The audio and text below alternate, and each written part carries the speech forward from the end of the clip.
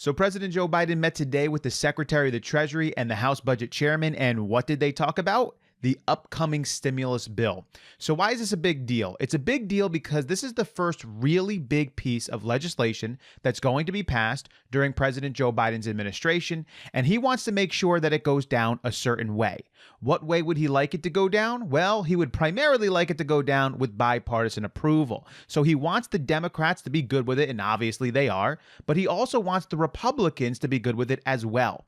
So in the recent weeks, he's been reaching out to Republican leadership in the Congress, the House, and primarily the Senate, trying to see if he can muster up enough support to get bipartisan approval, because that's the way you want to start your administration out. You don't want to seem like you're going to bulldoze things through and not listen to the other side. Remember his speech the other day. He's talking about unity. He's talking about reaching across the aisle, working with one another. And so his administration feels that if they start off this legislative process by using policies that bypass Republicans totally, it's not going to look good. And so at this meeting today with the Secretary of the Treasury and the House Budget Chairman, they're trying to go over, is there a way we can do this together? This is probably the most significant quote from that meeting, and this is from Janet Yellen, the Secretary of the Treasury, and this is what she got from President Joe Biden. She said, "The price of doing nothing is much higher than the price of doing something, and doing something big. We need to act now." So basically, this is what it looks like after the meeting. Yes, they do want bipartisan approval and they want agreement across the aisle. However, they feel like these stimulus bills are far too important to risk not passing them if they only try to go the route by which they get Republican approval and 60 votes in the Senate. And therefore, next week, they are going to continue forward with the budget resolution. And that means that the House will almost definitely construct their first stimulus bill using budget reconciliation. And the stimulus is going to be included in that $1,400 for the American people, including adult dependents and children. And the unemployment boost is going to be in that as well. That leads us to the timeline, because I would have expected them to release some information about when they think this is going to get done, but I couldn't find anything on that. So I'm just going to go with when the House is going to be back in session, which is going to be February 22nd. I've already stated this. I believe during the week of February 22nd is when they are going to pass this bill in the House, this budget reconciliation stimulus bill, if that's what we want to call it. And then after that week, they're going to send it off to the Senate. Now, the Senate will be embroiled in the impeachment trial for President Donald Trump. However, that ultimately is not going to go anywhere. There simply isn't enough people that are going to vote for impeachment in the Senate for President Donald Trump. So it is pretty much a waste of time.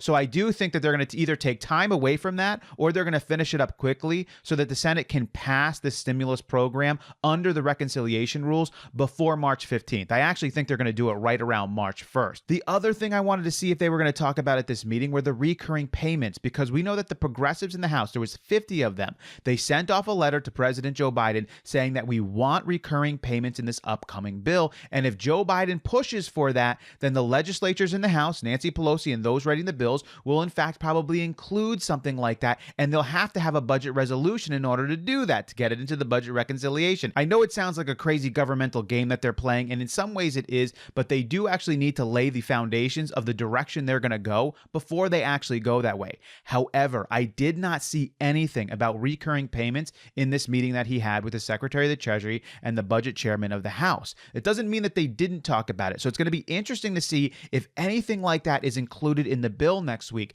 They were talking about getting recurring payments for all adults, including dependents, adult dependents, and children.